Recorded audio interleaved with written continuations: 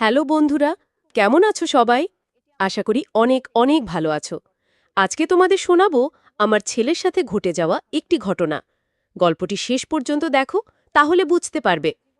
আমার নাম নাজমা, বয়স 40। আমার ছেলের নাম অরণ্য, ওর বয়স 18। এই বয়সটা খুব নিঃশব্দ, অথচ ভেতরে যেন একটা শব্দই সবসময় চলতে থাকে, কোনো অদৃশ্য নদীর গোপন স্রোতের মতো। আজ বিকেল 4টে, জানালার পাশে বসিয়ে আমি দেখছিলাম অরণ্য কিভাবে ধীরে ধীরে তার স্কুল ইউনিফর্মের বোতাম খুলছে। তার চুলগুলো এলোমেলো, মুখটে ঘরমাক্ত, চোখে এক ধরনের নির্লিপ্ত ক্লান্তি। বাইরে আকাশটা ধূসর আর ছাইয়ের মতো মেঘে ঢাকা নরম আলো এসে ঘরের ভেতর ছড়িয়ে আছে। আমি রান্নাঘরে ছিলাম কিছুক্ষণ আগে, এখন বসে আছি সোফায় চুপ করে। ঘরের নিঃশব্দতা আমার কানে ঢুকে পড়ে, যেন আমি কোনো এক অদ্ভুত সময়ের ফাঁদে আটকে আছি। অরণ্য কিছু বলে না অনেক দিন। ওর মধ্যে এক ধরনের ভিতর ভাঙা নিঃশব্দতা কাজ করে, এখন যা আগে ছিল না। স্কুলে যেমন থাকে চুপচাপ, আমি কি আগের মতো মা আছি নাকি অন্য কিছু হয়ে উঠছে? অরণ্যের চোখে সেই চাহনি, সেই নিঃশব্দতা, সব কেমন যেন বদলে যাচ্ছে। আমি আট্টিক বুঝতে পারি না আমরা কোন পথে যাচ্ছি। গতকাল রাতে আয়নার সামনে দাঁড়িয়েছিলাম অনেকক্ষণ, চুল মুছছিলাম তোয়ালে দিয়ে, আর নিজের চোখে তাকিয়েছিলাম আয়নায়। নিজেকে দেখে চিনতে কষ্ট হচ্ছিল। আগেও তো নিজেকে দেখেছি, কিন্তু আজকের দৃষ্টিটা আলাদা। আমার মুখে যেন অন্য এক ছায়া। একা ঘরে আয়নার ভেতরে দাঁড়িয়েছিল এক নারী। সে কি কেবল মা, নাকি আরেকটা কিছু? সেই প্রশ্নটাই আজকাল আমাকে কুড়ে কুড়ে খায়। আমার বয়স 40। শরীরটা কেমন জানে ধীরে ধীরে বদলেছে। এখনও আয়নায় তাকালে নিজেকে সুন্দরী মনে হয়, যদিও বয়সের ছাপ আছে। কিন্তু আমি জানি এই শরীর এখনও কারো চোখে ধরা পড়ে। ওর চোখে, অরণ্যের চোখে। কিছুদিন ধরেই আমি টের পাচ্ছি ও চোখ আমার দিকে আলাদা রকমভাবে চেয়ে থাকে। আমি যখন হাঁটি, যখন ঘর পরিষ্কার করি কিংবা রান্নাঘরে কাজ করি, ওর দৃষ্টি আমার শরীর ছুঁয়ে যায়। প্রথমে ভেবেছিলাম কল্পনা, কিন্তু না, এখন বুঝি এটা কেবল কল্পনা না, এটা সত্যি। সেদিন দুপুরে আমি সিঁড়ি দিয়ে উঠছিলাম, শাড়ির আঁচল একটু পিছলে গিয়েছিল। হঠাৎ তাকিয়ে দেখি অরণ্য নিচে দাঁড়িয়ে চেয়ে আছে। তার দৃষ্টি আমার পিঠে, কোমরে আটকে আছে, চোখ সরায় না। আমি থমকে যাই, কিছু বলি না, শুধু ধীরে ধীরে আঁচলটা ঠিক করি। ওর মুখে কোনো অভিব্যক্তি ছিল না, কিন্তু সেই নিষ্পলক দৃষ্টি আমাকে ভেতর থেকে কাঁপিয়ে দিয়েছিল। আমি অনেক সময় নিজেকেই প্রশ্ন করি, আমার শরীর কি দায়ী? আমি কি কিছু এমন করে ফেলি যাতে ওর দৃষ্টি এমন হয়ে যায়? নাকি এটা ওর ভেতরের কোনো পরিবর্তন যা আমি আটকাতে পারছি না? আমি তো মা, কিন্তু আয়নায় আমি এখন আর শুধু মা নই। আমি এক নারী, যার দিকে তার নিজের সন্তান চেয়ে আছে অন্যভাবে। আয়নার সামনে দাঁড়িয়ে আমি নিজের বুকের দিকে তাকাই, নিজের ঘাড় ছুঁয়ে দেখি। আমার ত্বক, আমার চুল, আমার ঠোঁট, সব যেন আজকাল ওর চোখে নতুন হয়ে উঠেছে। আর আমিও কি নিজেকে নতুন করে অনুভব করছি? ভয় পাই সেই অনুভবকে, তবু সত্যিটা পাল্টাতে পারি না। আমার ঘরের দরজাটা আমি সবসময় বন্ধ রাখি না। জানালাগুলো খোলা থাকে, বাতাস ঢুকে, আর দরজাটা আধা খোলা। আগেই সব খেয়াল করিনি কখনো, কিন্তু এখন এখন আমি লক্ষ্য করি। মাঝে মাঝে রাতে কিংবা দুপুরে যখন ঘুমানোর ভান করি, আমি প্রথমে বিশ্বাস করিনি।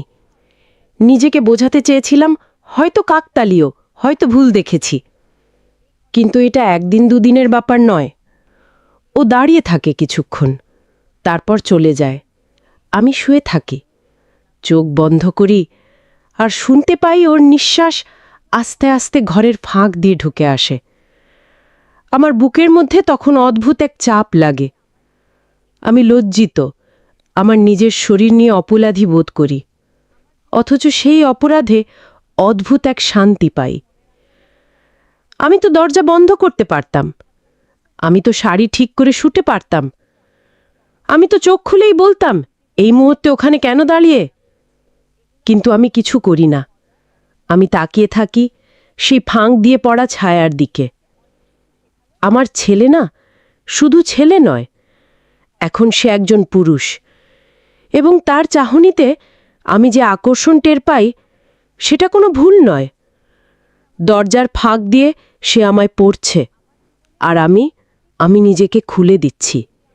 এই খোলা দরজা এখন শুধু কাঠের নয়, এটা আমার শরীর, আমার মনের এক অন্ধকার সীমানা, যেখানেও ধীরে ধীরে পা রাখছে, আর আমি তাকে আটকাচ্ছি না।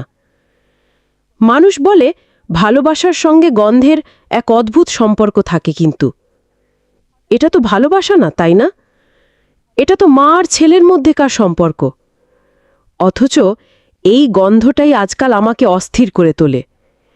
সকালেও যখন স্কুল বা কোথাও যাওয়ার জন্য বেরোই, তার ঘরটা আমি একটু গুছিয়ে দিই। আগেও দিতাম, কিন্তু এখন ঘরে ঢুকেই থমকে যাই। বালিশে মাথা রাখলে এক কিশোর পুরুষ গায়ের গন্ধ নাকে আসে, শরীর থেকে আসা ঘাম, চুলের ঘ্রাণ, জামার কলারে জমে থাকা কোলনের ফিকে ঘ্রাণ, সব মিশিয়ে এক নেশা তৈরি করে।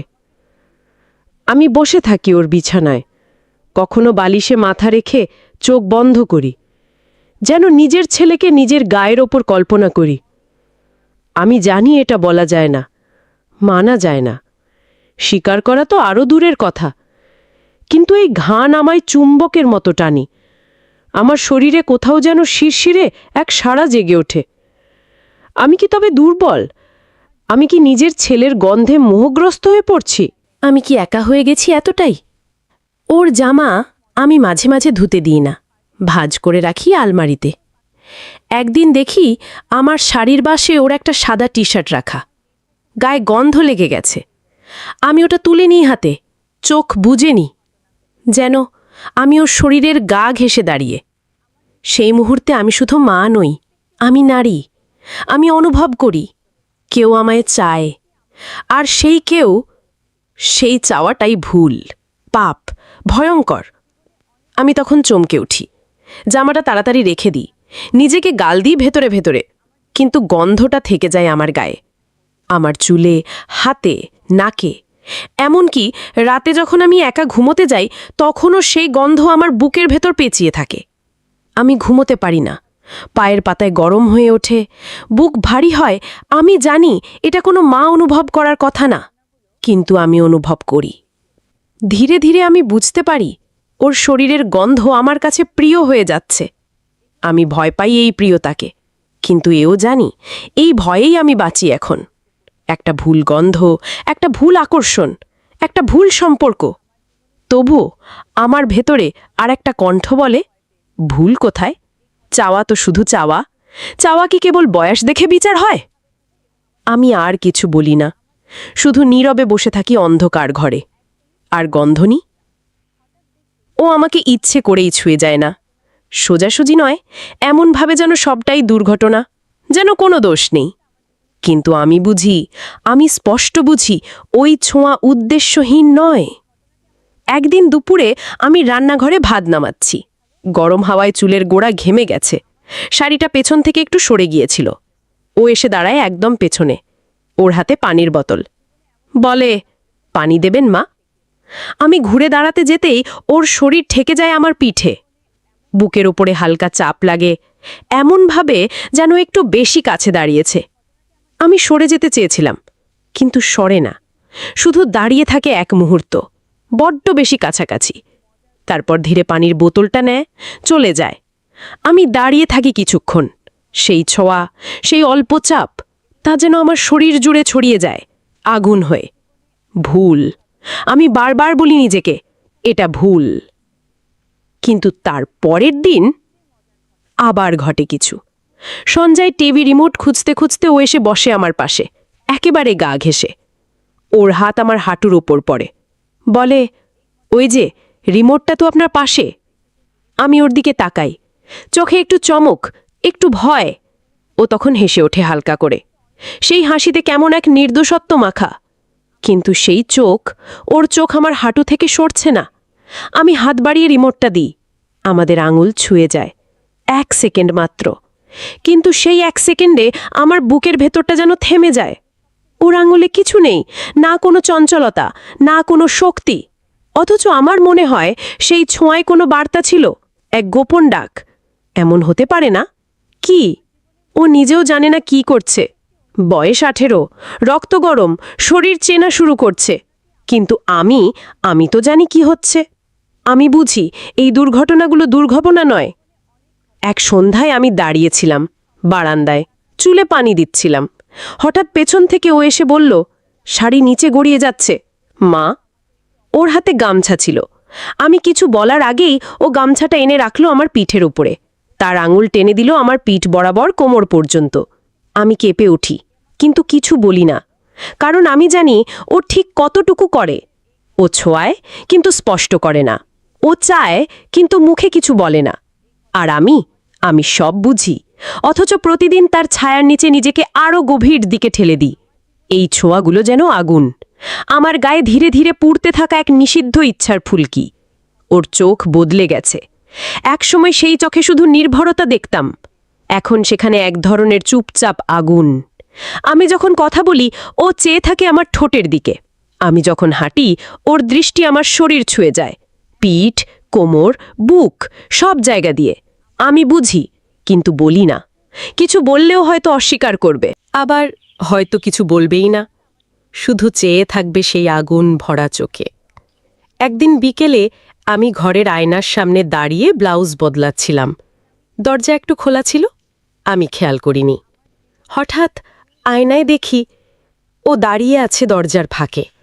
কোনো শব্দ নেই, কোনো কথা নেই, শুধু চেয়ে আছে আমার পিঠে, গলায়, সিথির নিচে নেমে যাওয়া, খুলে যাওয়া শাড়ির দিকে। আমি থেমে যাই, দম বন্ধ হয়ে আসে। কয়েক সেকেন্ড দাঁড়িয়ে থাকি, চুপ করে। জানিও দেখছে। আমি যেন ইচ্ছে করে দাঁড়িয়ে থাকি কিছুক্ষণ, তারপর ধীরে দরজা বন্ধ করি। কিছু বলি না। সেই রাতে আমি ঘুমাতে পারিনি। আয়নার সেই প্রতিচ্ছবি বারবার ভেসে উঠেছে চোখে। সেই চাহনি, সেই নিঃশব্দ স্পর্শের মতো অনুভূতি, আমার সারা পিঠ জুড়ে যেন আগুন লেগে থাকে। ছেলের চোখে আমি এখন শুধু মা নই, আমি নারী। পরদিন সকালেও বলল, আপনার হাসি দারুণ লাগে মা। আমি থমকে যাই। মায়ের হাসি কারো দারুণ লাগা স্বাভাবিক কথা নয়। আমি ওর দিকে তাকাই, ও আমার চোখে চোখ রাখে। সেই চোখ সরিয়ে নেয় না একটুও। আমি জোর করে হাসি, যেন কিছু হয়নি। কিন্তু আমি জানি সব কিছু বদলে যাচ্ছে। ওর দৃষ্টি এখন কোমল না, কামনাময়। আমার শরীর ওর চোখে আশ্রয় নয়, লালসার জায়গা।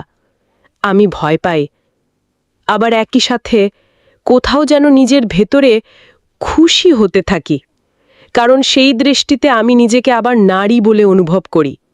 এত বছর পর নিজের ছেলের চোখে আমি নতুন করে আবিষ্কার করি নিজের শরীর, নিজের চুল, নিজের হাসি। কিন্তু সেই আনন্দে মিশে থাকে ভয়, গ্লানি আর নিষিদ্ধ পাপের ছায়া। আমি জানি এই দৃষ্টির পরের ধাপ আছে। স্পর্শ, নীরবতা, তীব্রতা সব আসবে। কিন্তু আমি কি থামাতে পারবো সব, নাকি শুধু দাঁড়িয়ে থাকবো আয়নার সামনে আর অপেক্ষা করব কখন আবার সেই চোখ আমার পিঠ ছুঁয়ে যাবে? বিকেলটা ছিল অদ্ভুত, চুপচাপ। আমি খাটের পাশে দাঁড়িয়ে ওর জামাকাপড় ভাঁজ করছিলাম। জানি ও ঘরে আছে, পেছনে কোথাও শব্দহীন পায়ে ঘুরে বেড়াচ্ছে। আমি ইচ্ছে করেই কিছু বলিনি।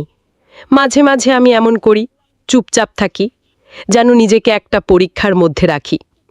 দেখিও কি করে। আমি একটু ঝুঁকে নিচু হই গেঞ্জি তুলতে। হঠাৎ টের পাই ও একেবারে আমার পেছনে এসে দাঁড়িয়েছে, খুব কাছে, এমনভাবে যে আমার চুলের গন্ধ নিশ্চয়ই ওর নাকে যাচ্ছে। আমি নিঃশ্বাস আটকে রাখি। সে কিছু বলে না, আমি কিছু বলি না, শুধু দাঁড়িয়ে থাকে নিঃশব্দে। তারপর ওর হাতটা আসে আমার পিঠে, খুব হালকা, যেন ও নিজেও জানে না সে কি করছে, যেন এক স্বপ্নে হাত বাড়াচ্ছে, ধরবে কি ধরবে না। আমি নাড়াচাড়া করি না, ঠাঁই দাঁড়িয়ে থাকি, যেন আমি চাই ওর হাত থাকুক সেখানেই, যেন আমি নিজেও ভুলে গেছি যে এটা আমার ছেলে।